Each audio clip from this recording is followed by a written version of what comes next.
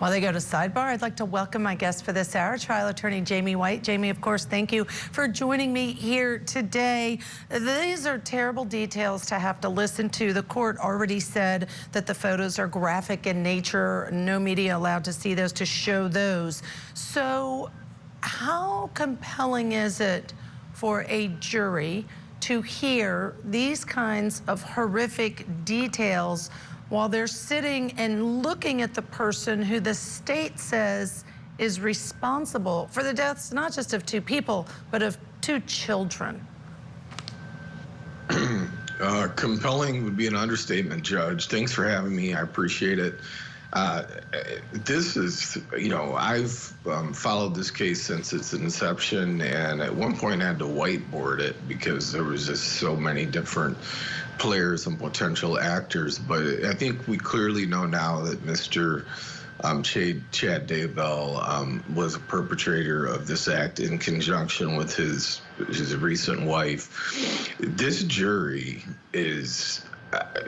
the only question at this point in time is, does he live or does he die at the hands of the state? And I don't mean to be replete about that. I take that very seriously. In fact, I'm not a proponent of the death penalty personally, but that is the only question this jury is going to have to answer at the end of the day. And I'm not a gambler, but I'm going to predict that he's going to get the death sentence. So let's talk a little bit. Hearing that perspective, I want to share with you now, we have excellent court notes from our team that's there watching this. And when they first started with this detective going through, showing pictures, again, very graphic, that we're not going to show, nor have I seen them, of what they found in the two burial sites, one JJ, the other Tylee. It says, Chad Daybell did not look at the photos, Jamie. He leaned forward and he was looking at the carpet or something below. What do you think? Well, he didn't need to look at the photos because he most likely was the person that set up the photo scenes to begin with. I think the jury certainly is going to pay attention to that. I think it's relevant. And to suggest that there's some level of humanity in this person, how do you look at those photos? How do you put on an act? How do you put on a fake show for the jury as if somehow you're interested in seeing them because of some argument that you had nothing to do with them? So, again, more really damning evidence. I give the court a lot of credit for keeping out, or at least keeping out of public purview, what I think most people would just find absolutely horrifying. And the fact that he also could not look at them, it speaks volumes.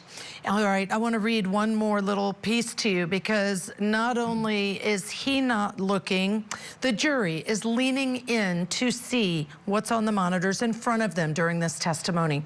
Some jurors are staring at the monitors, and some look at the monitors briefly and then look elsewhere. Chad Daybell, again, not surprising based on what you just said, not looking at the monitor at the defense table. He just sits with his fingers laced on top of the table.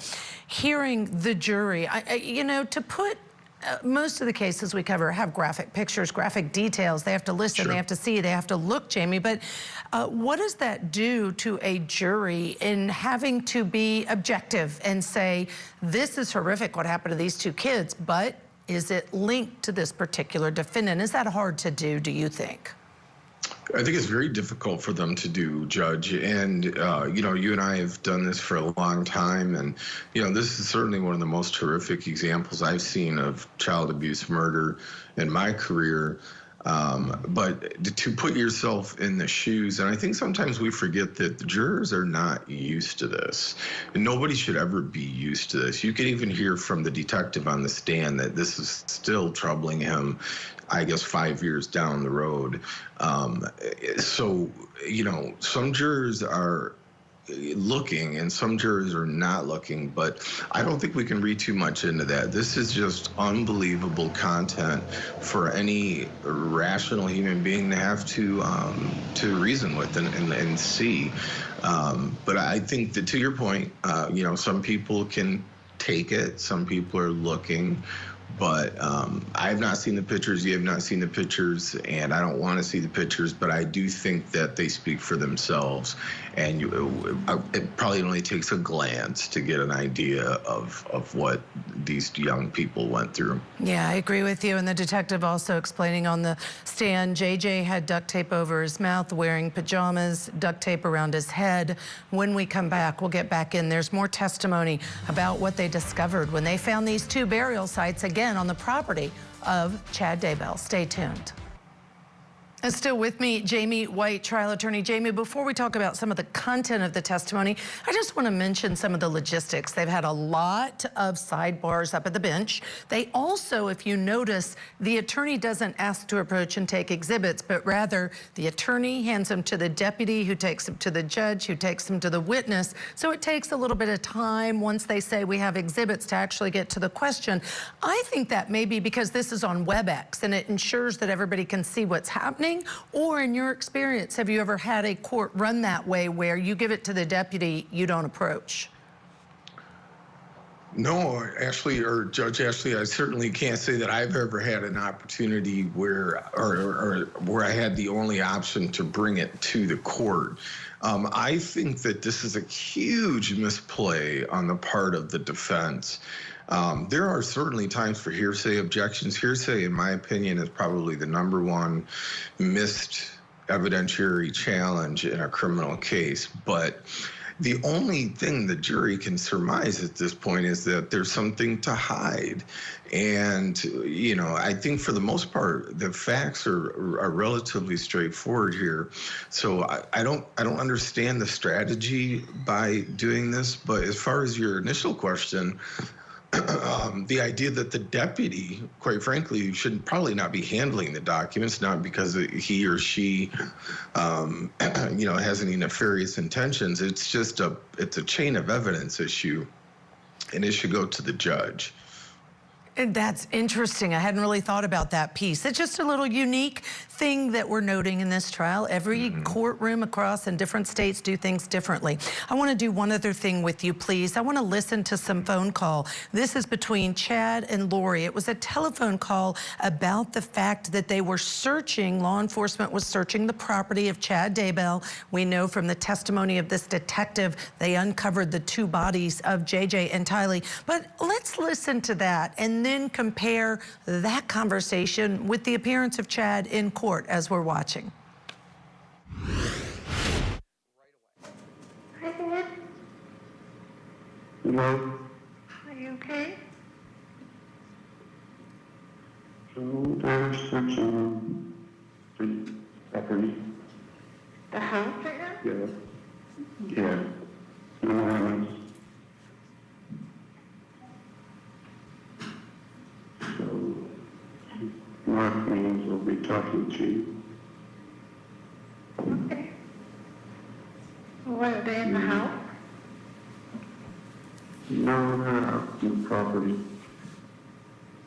Are they seizing stuff again? They're searching. There's a search warrant, and so one of them just did on this with the kids. Okay. Yeah, so you tried to set up a call. Glad you called. Yeah. So we'll see what transpires. Okay.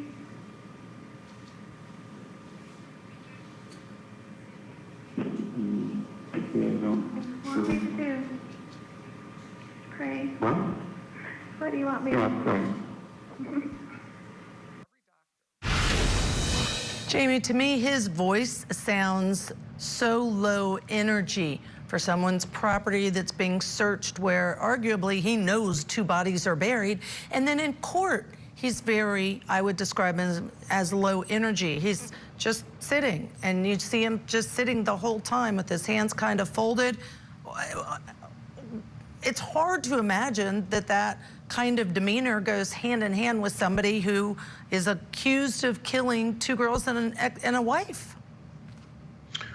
It's maniacal, and I'm glad that you gave me the opportunity to discuss this particular piece of evidence, because this is probably the 5th or 6th time I've heard that video, and I just really can't think of honestly a more damning piece of evidence, because as parents, as foster parents, as step parents, whatever it is, they're searching the property. The question becomes, have they found anything? Have we learned anything? Is there anything we can do to help? Not this back and forth 12-year-old, 13-year-old, in my opinion, that equivalency of maturity. Is, are you okay? And so on and so on. It's incredibly damning to these defendants, and it really speaks volumes to where their head was at the time, probably at the time of the homicide, certainly at the time of their arrest, and by all reasons, there's still continued attitude today, as you've described, Mr. Daybell, is, they're just not into this, and anybody that's lost children or has children is going to recognize this as evidence of guilt. Yeah, I think the jury might as well. And I do want to correct, I accidentally said 2 girls. Obviously, I meant 2 children, because those 2 children are JJ and Tylee. All right, we have to take a break here, but you don't want to go anywhere, because Detective Hermosillo testifies about Charles Vallow. That is Lori Vallow's former husband, her 4th husband, who was then killed by her brother, Alex Cox. Stay tuned. We'll get you back into court. I just want to point out, you can see when they're dealing with exhibits, the deputy gets the exhibit from the prosecution, then takes over to the defense. The defense reviews that exhibit to say either objection or no objection. And you're going to watch right here in this view. Now they want a sidebar because they just looked at that exhibit. Perfect time to bring in trial attorney Jamie White. Oh, Jamie, this keeps happening, so it just causes a lot of delays. But let me ask for any final thoughts that you have as you're watching along with us. Well, in regards to the issue with the deputy, each courtroom has its own way of doing things. I think it's a very risky behavior to expose evidence to a what I would call an uncertified member of the court. But that's how this court's doing it. It appears to be customary, and I don't see that in of itself it's a huge problem. My final thoughts, Judge Ashley, are, this is not even a close call as far as guilt or innocence. The only real question is whether or not the state's going to put him to death. And again, I don't have a personal opinion. I do have a political opinion about that, and I'm not going to include that on your broadcast. But I think that this gentleman will be convicted of at least 2 murders, and will probably be put to death. So let's talk quickly, though, about the fact he's facing 8 different counts, Jamie. We know there's criminal conspiracy for Ty, JJ, and Tammy, who is Tylee, that is, JJ and Tammy, who was the wife.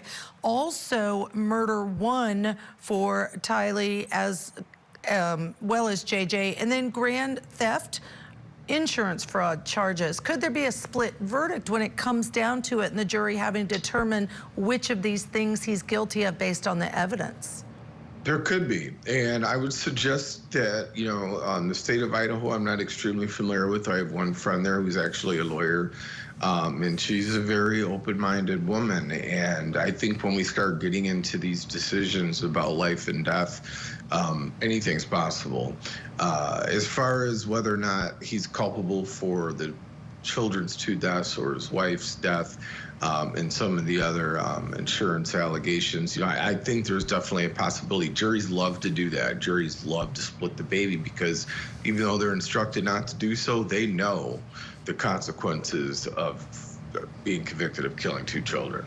And we know that the death penalty is for the murder one. I think that we have, and I'd like to bring it up, the charges against Lori Vallow Daybell versus Chad Daybell, because we can see Chad is facing even additional charges, but you can also note that on Tammy, the charge is the same for both Chad and Lori in terms of the death of his wife, Tammy, although it adds for Chad the murder one for Tammy. So, you know, in facing the death penalty and looking at these charges, Lori could have faced the death penalty. That was taken off the table. So again, just a final thought in terms of, does it make a difference that Lori didn't face the death penalty and Chad does, or because it's all separated as a trial, does it not matter?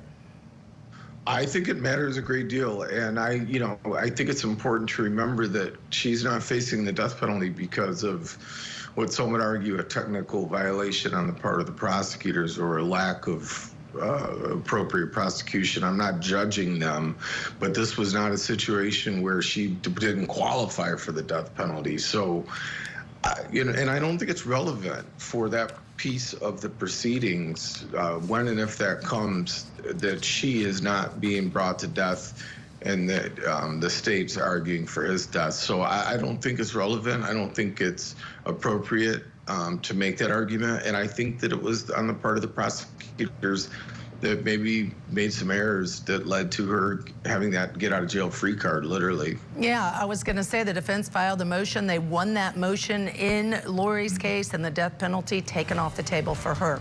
All right, thank you to Jamie White for joining us this hour. More testimony from Chad Daybell's trial. Stay with us. You're watching Court TV, your front row seat to justice.